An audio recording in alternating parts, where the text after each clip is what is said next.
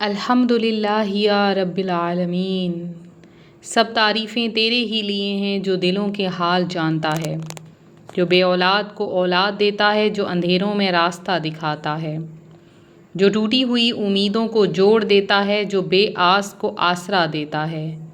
الحمدللہ اے پروردگار، تیرا لاکھ لاکھ شکر ہے کہ تو نے ہمیں ایک اور دن عطا فرمایا، ایک اور سانس دی، ایک اور موقع دیا کہ ہم تیرے ذکر میں مشغول ہوں، تیرا نام اپنوں اور غیر اپنوں تک پہنچائیں۔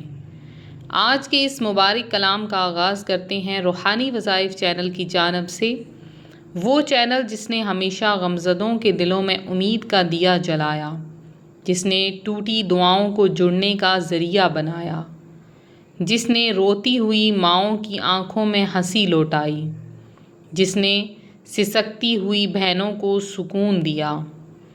آج ہم ایک ایسا موضوع لے کر حاضر ہوئے ہیں جو صرف ایک وظیفہ نہیں بلکہ زندگی بدل دینے والی ایک کنجی ہے، ایک راز ہے، ایک ایسا دروازہ ہے جو کھل جائے تو قسمت کے سارے دروازے بند دریچے کھل جاتے ہیں۔ تو آج ہم بات کر رہے ہیں اس انسان کی بد نصیبی کی جو اپنی اولاد کے لیے یہ وظیفہ نہیں پڑھتا۔ ہاں، سننے والے سن لو، بد نصیب ہے وہ ماں، بد نصیب ہے وہ باپ، بد نصیب ہے وہ عورت، بد نصیب ہے وہ مرد جو یہ کلام نہیں پڑھتا، کیونکہ یہ وہ الفاظ ہیں جو انبیاء نے اپنی اولاد کے لیے مانگے۔ یہ وہ دعا ہے جو حضرت ابراہیم علیہ السلام نے مانگی، یہ وہ التجا ہے جو اللہ کے خلیل نے کی، وہ جلیل القدر نبی جو آگ میں ڈالے گئے مگر پھر بھی رب پر یقین نہ چھوڑا، جس نے قوم کی دشمنی میں بھی صبر نہ چھوڑا۔ اس نے اپنے بیٹے کے لیے، اپنے آنے والی نسلوں کے لیے ہاتھ اٹھا کر کہا، رب اجعلنی مقیم الصلاۃ ومن ذریتی ربنا وتقبل دعا۔ اے میرے رب، مجھے بھی نماز قائم کرنے والا بنا اور میری اولاد میں سے بھی۔ اے ہمارے رب، میری دعا قبول فرما۔ سن رہے ہو، یہ کسی عام بندے کا کلام نہیں، یہ انبیاء کی زبان سے نکلی دعا ہے۔ یہ وہ الفاظ ہیں جو عرش تک سیدھے جاتے ہیں، یہ وہ آواز ہے جسے آسمان کا فرشتہ بھی پہچان لیتا ہے۔ اور افسوس افسوس صد افسوس کہ آج کے ماں باپ فیس بک پر سٹیٹس لگاتے ہیں، ٹک ٹاک پر ناچتے ہیں، کپڑوں پر ہزاروں لگا دیتے ہیں، سینے پر ہاتھ رکھ کر کہتے ہیں کہ میں اپنی اولاد کے لیے کچھ بھی کر سکتا ہوں، مگر جب اللہ کہتا ہے زبان سے چند الفاظ کہہ دے تو زبان بھاری ہو جاتی ہے، نیند آ جاتی ہے، سستی گھیر لیتی ہے۔ کیوں؟ کیونکہ دل مردہ ہو چکے ہیں۔ مگر خوش بخت ہیں وہ لوگ جن کے دل ابھی بھی زندہ ہیں، خوش قسمت ہیں وہ جو آج یہ کلمات سن رہے ہیں، کیونکہ آج ان کی قسمت بدلنے والی ہے۔ تو آؤ اب میں تمہیں ایک سچی داستان سناؤں، ایک عورت کی کہانی، پاکستان کے ایک چھوٹے سے گاؤں میں رہنے والی، جس کا نام سکینہ تھا۔ اس کے گھر میں غربت کا اندھیرا تھا، چولہا کبھی جلتا تھا کبھی نہیں جلتا تھا، شوہر مزدور تھا، دن بھر محنت کرتا مگر کمائی کا آدھا قرضہ اتارنے میں چلا جاتا۔ اور سب سے بڑا دکھ یہ تھا کہ سکینہ کے 3 بیٹے تھے مگر تینوں نافرمان، نہ نماز، نہ گھر کی عزت، نہ بات کی تمیز۔ محلے والے کہتے کہ اس عورت کی اولاد کے نصیب میں خیر نہیں۔ وہ عورت راتوں کو روتی، چادر میں منہ چھپا کر سسکیاں بھرتی، کبھی دیوار سے ٹیک لگا کر اپنے رب سے کہتی، یا اللہ، میں نے تو کبھی حرام نہیں کھلایا، پھر میری اولاد میں یہ سرکشی کیوں؟ ایک دن اس نے ہمارے چینل روحانی وظائف پر یہی وظیفہ سنا، رب اجعلنی مقیم الصلاۃ ومن ذریتی ربنا وتقبل دعا۔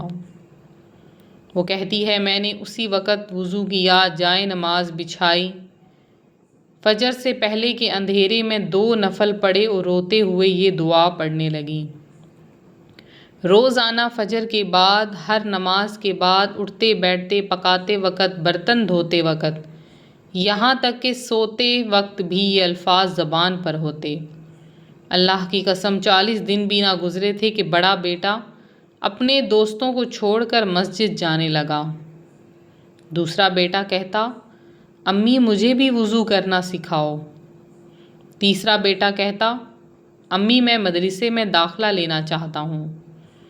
اور آج وہ تینوں بھائی مل کر سعودیہ عرب میں کنسٹرکشن کمپنی چلا رہے ہیں۔ ہر مہینے اپنی ماں کے اکاؤنٹ میں ہزاروں ریال بھیجتے ہیں، اور سکینہ کہتی ہے کہ مجھے دنیا کی کوئی چیز اس خوشی سے بڑھ کر نہیں لگتی جب میرا بیٹا فون کر کے کہتا ہے، امی آپ میرے لیے دعا کرنا، میں مغرب مسجد میں پڑھ کر آیا ہوں۔ سن لیا؟ یہ ہے اس آیت کی تاثیر۔ اور اب آؤ دوسری کہانی سنو۔ کراچی کا رہنے والا ایک غریب شخص بشیر احمد رکشہ چلاتا تھا۔ 2 بیٹیاں تھیں۔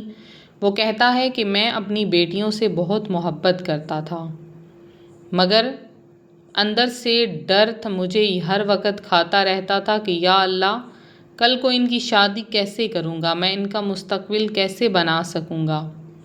ایک رات اسے بھی یہی آیت نصیب ہوئی۔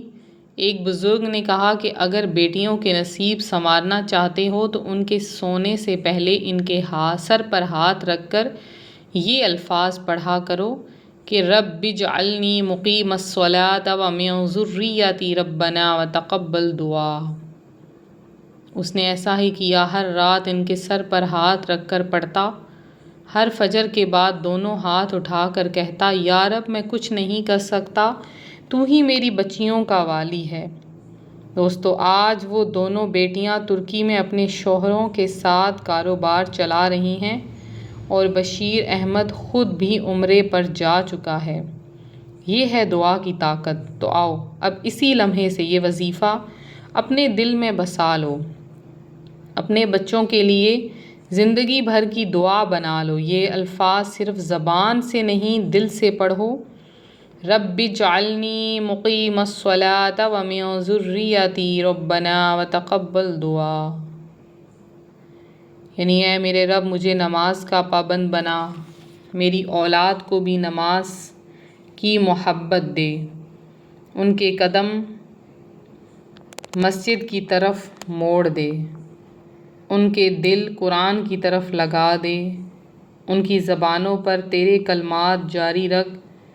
یا اللہ جو گمراہ ہیں انہیں ہدایت دے، جو بیمار ہیں انہیں شفا دے، جو قرض میں ڈوبے ہیں انہیں رزق حلال دے، جو بے اولاد ہیں انہیں اولاد صالح دے، جو اولاد والے ہیں ان کی اولاد کو نیک بنا۔ یا اللہ ہمارے گھروں سے بے برکتی، بے حیائی، نافرمانی، بدتمیزی ختم فرما دے۔ یا رب ہماری اولاد کو ہمارے دشمنوں کے سامنے جھکنے نہ دینا، انہیں اپنے در کا سوالی بنا دینا۔ اے اللہ روحانی وظائف چینل کو مزید ترقی دے دے، اسے قیامت تک ہدایت کے سلسلے میں شامل رکھ۔ جو بھی یہاں سے یہ دعا سن کر پڑھ رہا ہے اس کے دل کے سارے اندھیرے دور فرما دے۔ یا رب ہم گناہ گار ہیں مگر تیری رحمت بے کنار ہے، ہماری لغزشوں کو معاف کر دے، ہماری غلطیوں کو نظر انداز کر دے۔ ہم کمزور ہیں، ہمیں اپنے ذکر کی توفیق دے۔ اور آخر میں سب مل کر دل سے کہو آمین یا رب العالمین، آمین ثم آمین۔